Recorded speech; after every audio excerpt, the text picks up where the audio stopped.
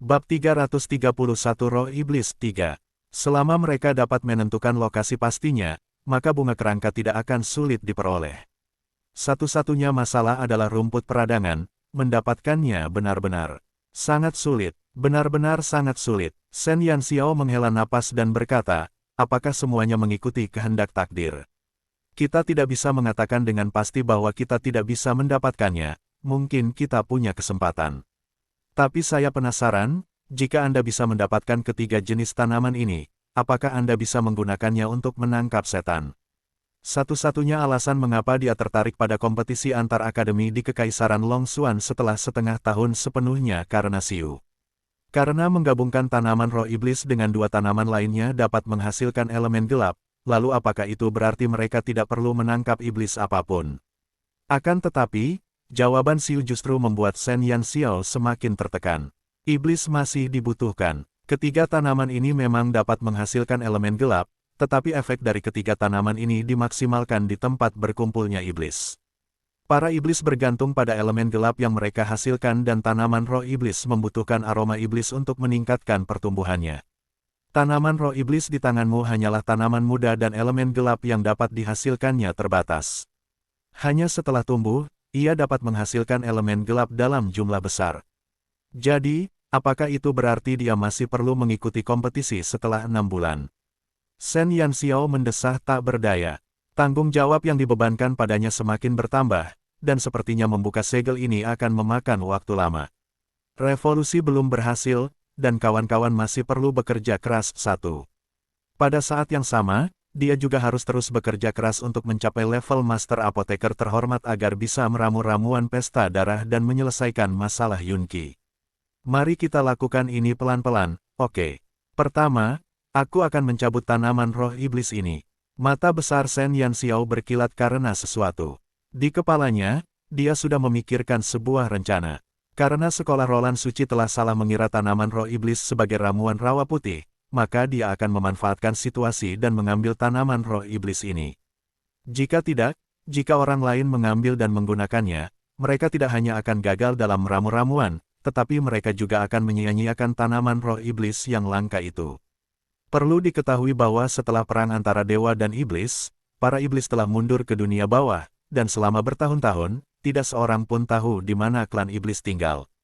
Lokasi mereka menjadi lebih sulit daripada menemukan surga, yang juga membuat mustahil untuk menemukan tanaman roh iblis kedua. Setelah mendapatkan ide itu, Shen Yanxiao segera menggenggam tanaman roh iblis di tangannya dengan erat. Burung vermilion dengan enggan menarik diri ke dalam tubuhnya sebelum dia berjalan menuju pintu untuk keluar. Sang mentor menunggu di luar pintu gudang farmasi dan terkejut sesaat melihat sosok Shen Yanxiao. Dia hanya berada di dalam selama 2 atau 3 jam, separuh dari waktu yang diberikan kepadanya. Dia benar-benar keluar sangat awal. Sebelumnya, Sang Guan Xiao sudah beberapa kali berada di gudang farmasi, dan dia baru akan pergi di menit-menit terakhir. Anak ini, kenapa dia begitu cepat? Sang mentor tampak sangat bingung saat melihat Shen Yanxiao sebelum mengingatkannya dengan ramah, apakah kamu sudah memilih ramuan obat yang kamu inginkan? Gudang farmasi memiliki banyak ramuan obat dan tidak kekurangan ramuan berharga. Kamu masih punya banyak waktu sebelum waktumu habis. Pilihlah dengan perlahan dan hati-hati. Kesempatan ini hanya datang sebulan sekali. Setidaknya ada 10.000 tanaman obat. Di gudang itu, mustahil untuk melihat semuanya hanya dalam waktu singkat. Sayangnya, Shen Yanxiao bukanlah orang biasa. Meskipun dia tidak dapat melihat semua ramuan obat dalam waktu singkat, dia memiliki binatang mitologi, burung vermilion, yang dapat menemukan harta karun besar untuknya. Shen Yanxiao tersenyum tipis dan berkata, tidak perlu, aku sudah memilih apa yang aku inginkan, kata Shen Yanxiao sambil menunjukkan tanaman Demon Spirit kepada mentornya. Dia menunggu reaksi mentornya. Bab 332 Serikat Pekerja Tentara Bayaran 1. Sang mentor melihat ramuan di tangan Shen Yanxiao, dia mengangguk sedikit dan berkata, ramuan rawa putih. Itu benar-benar ramuan obat yang berharga. Sang mentor awalnya khawatir bahwa si kecil baru saja mengambil ramuan obat dengan santai. Ia tidak menyangka bahwa ia menemukan sesuatu yang bagus. Ia merasa lega. Alasan mengapa dia begitu perhatian hanyalah karena pria kecil di depannya adalah si jenius super yang telah mengalahkan Sang Guan Xiao. Demi potensi cabang farmasi, mereka, para mentor apoteker, harus benar-benar mendidiknya. Dan untungnya suatu hari, si kecil di depan mereka akan mampu bersaing demi cabang farmasi sekolah Holy Roland. Shen Yanxiao mengangkat alisnya. Tampaknya para mentor cabang farmasi benar-benar tidak menyadari perbedaan antara tanaman roh iblis dan ramuan rawa putih. Dia sebenarnya tidak bisa menyalahkan mereka. Jika bukan karena Xiu, Shen Yanxiao hanya akan sedikit penasaran tentang perbedaan antara keduanya, dan tidak akan menganggapnya sebagai ramuan obat lainnya.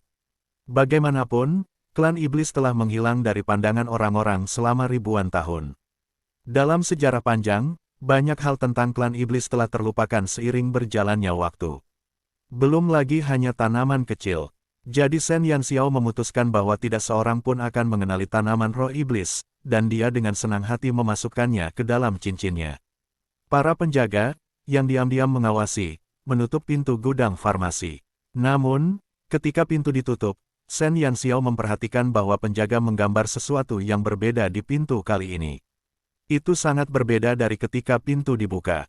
Dia dengan hati-hati mencatatnya, sehingga dia bisa membicarakannya dengan Qixia ketika dia kembali. Dengan tanaman roh iblis di tangan, Shen Yanxiao segera meninggalkan gudang. Sore harinya, Qixia dan yang lainnya juga tidak melakukan apa-apa. Mereka pergi lebih awal ke ruang pertemuan di belakang kasino. Shen Yanxiao mengganti pakaiannya dan juga menyelinap ke kasino. Kasino bawah tanah itu hanya menjalankan satu bisnis di bawah kendali anggota klan Qilin. Setiap hari, sejumlah besar koin emas, inti kristal, tanaman obat, inti sihir, dan serangkaian benda aneh lainnya mengalir ke tempat penyimpanan mereka. Karena tidak ada batasan dalam taruhannya, maka jumlah orang yang datang pun semakin banyak, dan kekayaan yang terkumpul setiap harinya pun sangat mencengangkan. Berdasarkan instruksi Qixia, dari sebuah lorong, Shen Yanxiao langsung bergerak menuju aula belakang tempat mereka berlima bisa beristirahat. Aula belakang kasino itu lebarnya 200 meter persegi. Qixia menjadikan seluruh area ini sebagai zona istirahat, hantu. Seluruh aula belakang dibagi menjadi 3 wilayah. Satu untuk dapur, satu untuk ruang pertemuan, dan satu lagi untuk ruang tamu. Qixia adalah orang yang awalnya mengusulkan rencana membagi aula menjadi 3 tempat, dan Shen Yanxiao masih merasa sedikit aneh tentang hal itu. Tuan-tuan muda yang 10 jarinya tidak pernah menyentuh mata air itu, apa sebenarnya yang ingin mereka lakukan dengan dapur? Pada akhirnya, ia menyadari kenyataan bahwa Yan Yu, pemuda rupawan ini, selain seorang pendeta yang berprestasi tinggi, ia juga memiliki bakat luar biasa dalam memasak. Shen Yanxiao tiba di aula belakang setelah itu. Qixia, Tang Nazi, dan Yang Xi, ketiga orang ini, sedang mengobrol dan duduk di sofa empuk di dalam ruang tunggu. Dia langsung mencium aroma yang lezat saat memasuki ruang tunggu. Ah Yu sedang memasak. Shen Yanxiao mengendus baunya. Dia tidak menunggu ketiga pria itu menjawab dan langsung pergi ke dapur. Sosok ramping Yan Yu berdiri di depan kompor dapur, dan dia tampak sibuk. Apa yang kamu masak? Shen Yanxiao menyelinap di samping Yan Yu, menatap makanan di dalam panci. Sudah sampai. Kamu tunggu dulu, kamu bisa makan nanti. Wajah pucat Yan Yu dipenuhi senyum lembut. Salah satu tangannya memegang spatula, dan itu sebenarnya tidak terlihat aneh, malah memberi orang gambaran yang sangat hangat. Bab 333 Serikat Pekerja Tentara Bayaran 2. Jika di dunia modern, Yan Yu, pemuda tampan yang sedang memasak di dapur aula belakang, pasti bisa dianggap sebagai pasangan terbaik di abad ke-21.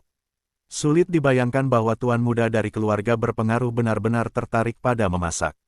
Baiklah, Shen Yanxiao tersenyum dan kembali ke ruang tunggu setelah menyapa Yan Yu. Ketiga orang di ruang tunggu itu tersenyum ketika melihat punggungnya. Kucing kecil rakus, apakah kamu lapar sekali? Tang Nazi membuka mulutnya untuk menggodanya. Meskipun Yan Yu biasanya sakit, makanan yang ia masak sungguh dapat membunuh semua orang.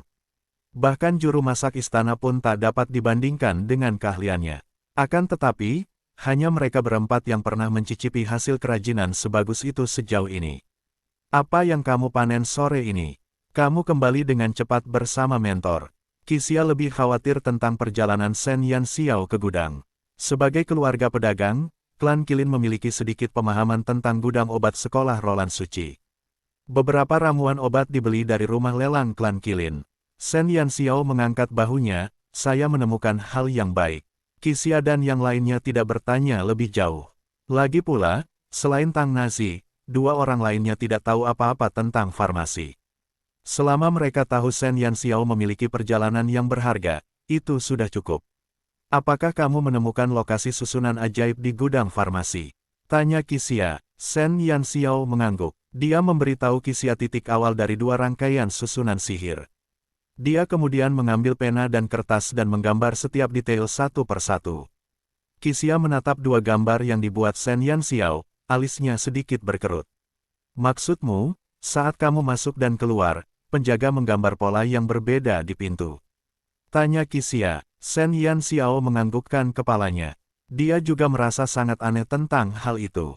Qixia menyentuh dagunya, matanya yang seperti rubah sedikit menyipit. Susunan sihir umum memiliki pola solusi yang tetap. Hanya dengan menggambar pola solusi yang benar, susunan sihir dapat dibatalkan untuk memiliki akses. Jika susunan sihir tidak dibatalkan, maka saya khawatir begitu Anda menyentuhnya, susunan sihir tidak hanya akan menyebar, tetapi juga akan membuat orang yang telah menyiapkan susunan sihir itu khawatir. Tetapi Anda mengatakan bahwa pola solusi sebelum dan sesudahnya berbeda, itu agak aneh. Jadi, apa yang harus dilakukan? Shen Yanxiao bertanya dengan sedikit bingung. Qixia menjawab, jelas, susunan sihir yang dipasang di gudang farmasi bukanlah susunan sihir yang sederhana. Itu bukan susunan sihir tunggal. Sangat mungkin itu adalah susunan sihir 9 busur. Setelah satu pola solusi dibatalkan, susunan ini kemudian akan memasang pola solusi berikutnya sekaligus. Dan hanya orang yang secara pribadi memasang susunan sihir 9 busur yang dapat mengetahui di mana pola solusi berikutnya. Para penjaga yang Anda lihat di gerbang gudang farmasi, saya khawatir mereka semua adalah penyihir tingkat lanjut, dan susunan sihir 9 busur kemungkinan besar dipasang oleh mereka bersama-sama. Oleh karena itu, bahkan jika salah satu dari mereka memiliki niat buruk, selama 3 orang lainnya tidak bekerja sama, akan sulit untuk membatalkan susunan sihir tersebut. Susunan sihir 9 busur dianggap sebagai susunan sihir tingkat tinggi, dan layak digunakan di gudang farmasi. Apakah ada cara untuk menyelesaikannya? Shen Yanxiao bertanya dengan bingung. Ramuan obat yang berharga di dalam satu ruangan tidak dapat diambil, hal ini membuatnya ingin muntah darah. Susunan sihir benar-benar masalah yang menjengkelkan. Qixia menyipitkan matanya dan berpikir sejenak sebelum berkata, jika kau ingin membatalkan susunan sihir 9 busur, bukan berarti tidak ada cara. Namun, itu sangat rumit. Kita harus menemukan setidaknya 81 inti sihir tingkat 3, dan kita juga membutuhkan 3 jenis benda dari tubuh binatang ajaib sebagai medium, baru kita bisa membatalkannya. Bab 334 Serikat Pekerja Tentara Bayaran 3. Qixia berhenti sebentar, lalu melanjutkan, 81 inti sihir tidaklah sulit untuk didapatkan. Aku bisa meminta orang-orangku untuk mempersiapkannya. Namun, ketiga medium itu agak merepotkan. Itu harus baru saja dipotong dari tubuh binatang ajaib, dan harus berasal dari lebih dari 5 binatang ajaib. Tanduk, mata, tulang, dan yang lainnya bisa digunakan. Namun, waktu kematian binatang ajaib tidak boleh lebih dari 7 hari, jika tidak, tidak akan ada pengaruhnya. Tang Nazi kemudian berkata, kamu bisa pergi ke Kota Hitam. Ada banyak tentara bayaran di Kota Hitam yang menjalankan berbagai tugas. Setiap kali, target mereka sebagian besar adalah binatang ajaib, dan selama inti sihir diberikan kepada majikan, sisanya bisa dijual oleh mereka. Kamu bisa menemukan korps tentara bayaran yang baru saja kembali ke kota dan kamu seharusnya bisa menemukan 3 medium di tangan mereka. Perkataan Tang Nazi sebenarnya mengingatkan Shen Yanxiao bahwa metode ini juga bisa dilakukan. Setelah mencatat kata-kata itu, Shen Yanxiao segera memutuskan untuk menyerahkan masalah 81 inti sihir kepada Qixia. Kemudian dia akan mengunjungi Kota Hitam lagi untuk mencari medium yang cocok. Setelah berdiskusi, Yan Yu menyiapkan meja berisi makanan lezat untuk mereka. Kelima orang itu segera mulai makan bersama. Qixia juga memerintahkan staf kasino untuk pergi ke gudang kasino untuk melihat apakah mereka dapat mengumpulkan 81 inti sihir tingkat 3. Jika tidak, ia hanya dapat menemukan seseorang dari rumah lelang kilin agar tidak membuang banyak waktu. Saat mereka sedang makan, staf kasino pergi ke gudang pada saat yang sama, dan dia benar-benar menemukan ratusan inti ajaib. Sebagian besar inti sihir ini digunakan oleh beberapa tentara bayaran dalam perjudian. Tingkatan inti sihir ini mencapai tingkat 5, dan inti sihir tingkat 2 dan 3 memiliki jumlah terbesar. Dari ratusan keping itu, mereka mampu mengumpulkan 81 inti sihir tingkat 3. Shen Yanxiao memperoleh 81 inti sihir saat langit belum gelap. Dia segera memutuskan untuk pergi ke kota hitam setelah gelap, di mana dia bisa mencari medium yang cocok. Bagaimanapun, hal-hal semacam ini sulit diperoleh dan hanya bisa diperoleh dengan keberuntungan. Hanya memikirkan rumah harta karun yang penuh dengan ramuan obat berharga itu, hati Shen Yanxiao seperti dicakar oleh cakar kucing, gatal tak tertahankan. Qixia dan yang lainnya ingin menemaninya, tetapi hasilnya mereka ditolak oleh Shen Yanxiao. Tujuan dari kelima orang itu bukanlah hal yang sederhana, dan mereka mungkin menarik perhatian beberapa orang dengan niat jahat. Namun jika dia pergi sendiri, maka orang-orang tidak akan dengan mudah menemukan makna dari tujuan mereka. Bagaimanapun juga, benda-benda ini akan digunakan di gudang farmasi sekolah Holy Roland. Bahkan jika orang-orang menyelidikinya, tidak akan mudah untuk melacak motif mereka.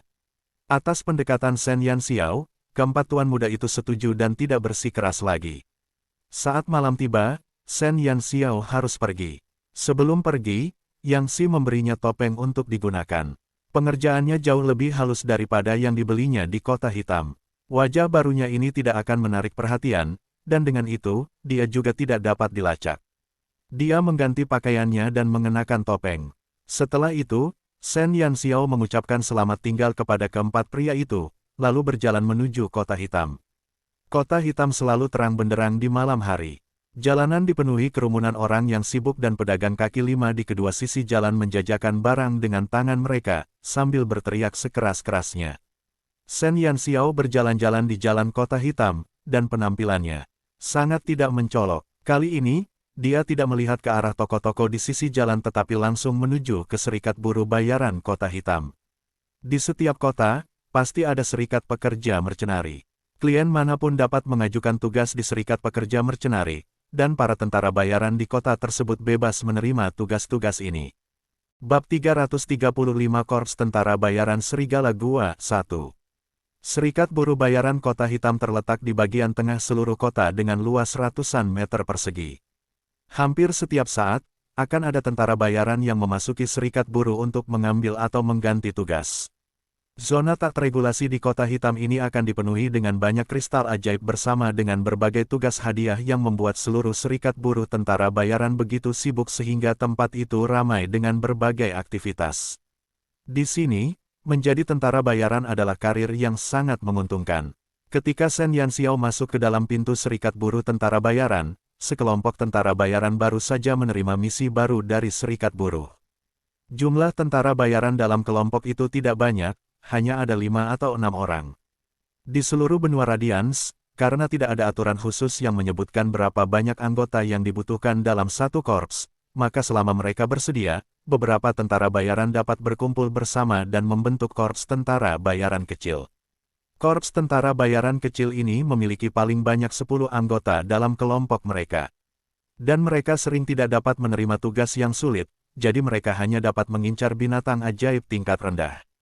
Dan karena keberadaan korps tentara bayaran kecil inilah, inti sihir tingkat rendah di benua Radiance tidak akan pernah kehabisan stok. Shen Yanxiao melirik korps tentara bayaran itu sebelum dia berbalik dan menuju ke dalam serikat buruh tentara bayaran. Ada banyak papan pengumuman besar yang berdiri di setiap sisi dinding serikat pekerja besar ini. Setiap papan pengumuman ditempeli berbagai tugas. Para tentara bayaran dapat menemukan dan memilih tugas yang dapat mereka selesaikan tergantung pada daftar tugas. Shen Yanxiao berjalan menuju meja depan serikat buruh tentara bayaran di mana seorang wanita muda yang cantik bertugas mendaftarkan tugas untuk korps masing-masing yang mengambilnya. Shen Yanxiao berjalan ke sana dan menatap wanita yang sedang melihat buku registrasi, lalu berkata, "Halo, saya punya tugas yang ingin saya percayakan kepada Anda." Wanita itu mendongak. Ia sedikit terkejut saat melihat Shen Yanxiao muda. Sulit dipercaya bahwa anak muda seperti itu pergi ke serikat buruh mercenari untuk mempercayakan sebuah tugas. Ia mengamati lelaki kecil di depannya, wajahnya kecil dan biasa-biasa saja, tidak ada satupun ciri khas yang terlihat. Tubuh mungil lelaki ini dibalut pakaian sederhana, dan berdasarkan pakaiannya dapat dikatakan bahwa ia bukanlah orang kaya. Halo, bolehkah saya bertanya apa yang ingin Anda percayakan kepada kami? Wanita itu tersenyum dan bertanya, sama sekali tidak menunjukkan sedikit pun rasa jijik terhadap pakaian Shen Yanxiao. Jika di kota lain, mungkin dengan kemunculan Shen Yanxiao, banyak orang akan langsung mengabaikannya. Namun di kota hitam, siapapun yang bekerja di toko akan bersikap ramah kepada setiap tamu yang datang untuk menghabiskan uang mereka tanpa memandang usia, status, dan cara berpakaian mereka. Bagi mereka, tamu mereka bagaikan Tuhan. Tepat saat wanita itu berbicara, dua pria lagi dari korps tentara bayaran kecil masuk.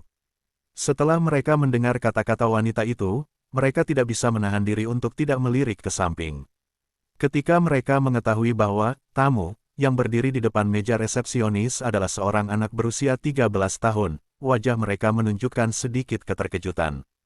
Tidak mungkin sekarang ini, bahkan setan kecil pun memberikan tugas. Apa yang ingin dia percayakan kepada serikat pekerja? Untuk menggertak temannya atau mengganti popoknya? Seorang tentara bayaran menatap Shen Yanxiao dan tertawa. Dia pikir dia terlalu muda. Ditambah dengan pakaian Shen Yanxiao yang sederhana, sungguh sulit bagi orang untuk mengaitkannya dengan pria kaya raya. Siapa tahu, kurasa ini bahkan bukan tugas yang berharga. Hanya dengan melihat tubuhnya, kau sudah bisa menebak bahwa dia tidak membawa beberapa koin emas. Tentara bayaran lainnya berkata dengan nada mengejek.